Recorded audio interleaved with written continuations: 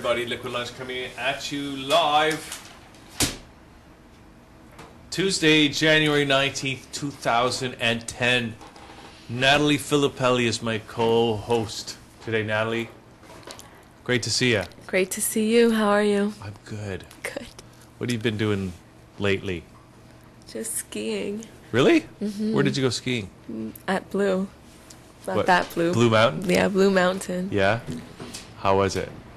Good. Really? Yeah. Do you ever go skiing? Not lately. Maybe you should come up. Maybe. Would you try snowboarding? I might try it. I've had the, you get the idea in your head. You imagine yourself doing something like snowboarding, which I've done. I've imagined it. Oh, you've tried it, or you imagined it? I've imagined it. But what I have done is, you go tobogganing sometimes. Right. And then you just kind of hop on the toboggan or your little sled and try to surf it like a snowboard. But not an actual snowboard. Have you snowboarded? No. Is it harder than regular skiing? Well, if I never did it, how would I know? Flawlessly logical.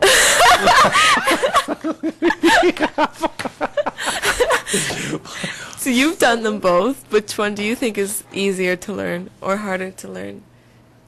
No, I haven't done them both. Oh, you I just haven't? hopped on it, I just ran and hopped on my toboggan with 2 feet. And just, And was that I didn't easier? go down the hill. Was that... I think snowboarding's harder because you can't move your feet. With skiing, you can balance because you got 2 feet. You can move them the way you want, right? But snowboarding, I think, aren't your feet aren't they in like little harnesses or something? Yes, your feet are strapped into, I don't know if it's called a harness, but they're strapped into something. Yeah. But a lot of people say that snowboarding is harder. Easier. Easier? Yeah, a lot Well- of people say that. Well, there are people who snowboard, so I don't know, but a lot of them say that they've done both, and snowboarding was actually easier. Okay, well, I don't think so. Well, I think that skiing's easier. all right. Well, we can, we'll ask. The last time I went skiing, I got a black eye. Skiing? You got a black Skiing. eye? How? I ended up,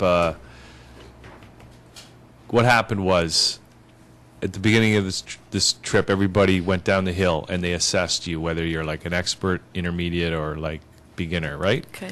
So I was in the intermediate group, and then they sort of gave us lessons, and then on the last day, we went down this really mogully hill. Which group did you say you were in? I was in the intermediate group after my little test, Okay. right?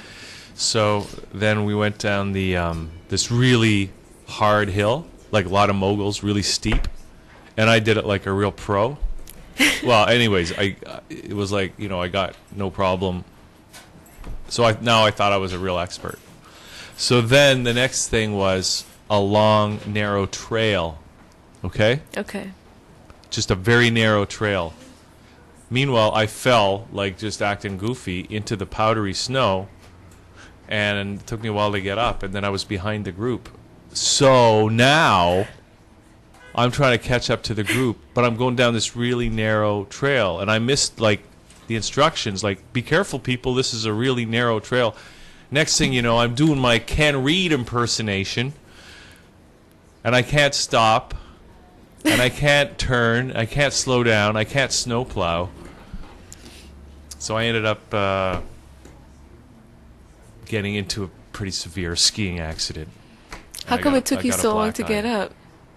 It was powdery snow. It was like Yeah. a big, deep, powdery thing. It ate you? It was a thing, like Yeah, a it was snow like monster? that. It was like quick snow. There's a picture of a monster on the side of the building. Did you draw it and put it there? What building? This building. Where? Downstairs. I didn't see a picture of a monster. Or an alien. I thought maybe you drew it to warn people of who's coming in 2012. Did I show you the 3 different kinds of aliens? Have I shown you that? Well, we should do that in a minute because it's 3 different kinds of Intense. aliens. Yeah. Yeah. Okay, Natalie. What do you think should we do? Oh, there they. Who's that? That's probably our first guest of the day. Probably is him. Well, only Do you wanna one do way it? to find Why out. don't we Just take yeah, this? just take it. Okay, Answer. Okay. Hello, ThatChannel. You're on the air. Hi, this is Ryan O'Reilly. Ryan. Okay, great. It's Hugh Riley here. How are you? Good, how are you doing? Good talking to you again. Yeah, you too. And I've got Natalie here. Why don't we get right into it? Okay, let's do it. Okay, but we have no preparation whatsoever, so maybe you can give us an introduction. I know you're an author. Are we talking about a different book than we talked about the last time? Yes, we are. Okay. This book is called To Nourish and Consume, and it's a novel. My first novel, if you remember, was called Snapshot. Okay. And this book is not literally, but it is kind of indirectly the sequel to Snapshot. If Snapshot's sort of the going out on the road part of the story, then this is the kind of coming back home and trying to reconnect with somebody that you were in love with a long time ago, and friends that you had when you were a child, and trying to translate that into adulthood. So maybe you can give us a refresher about what the original book was about, and what this new one is about.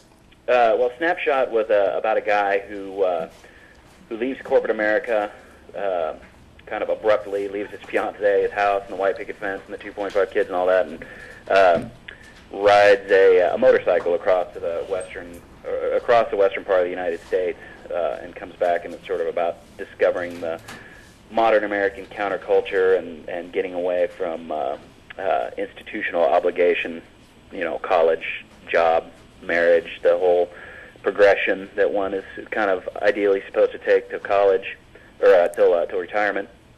And this book is kind of about what happens when the traveler tries to come back home, which you can't do, as Thomas Wolfe says. And the story itself is, like I said, it's called To Nourish and Consume, and it's about these three people who grew up in this resort town on Lake Michigan, and it's them coming back later on in life when they're in their 30s, and trying to sort of make sense of a little love triangle they had between the three of them. And for the main character, it's a decision of whether to, keep one foot in the past or to sort of go on to bigger and better things. Now, if I remember correctly, you're originally from Michigan, right? Missouri, Missouri. But been through Michigan several times, and of course it's kind of hard to write a summer lakeside romantic story set in Missouri. I tried, and it just didn't work. It's nice to have a place that's sort of romantic in scenery, like the shores of Lake Michigan. Okay, and I mean, part of this is these are novels, though, right? Right, correct. But they're based in part on your own experience. Yeah. Well, like Hemingway said, you have to write what you know. I'd venture to say that most fiction, maybe if the particulars of the story don't, I would say the general version of it is probably somewhat based in reality, rather whether it's something you heard or something you experienced yourself, or something like that. I think like me, most authors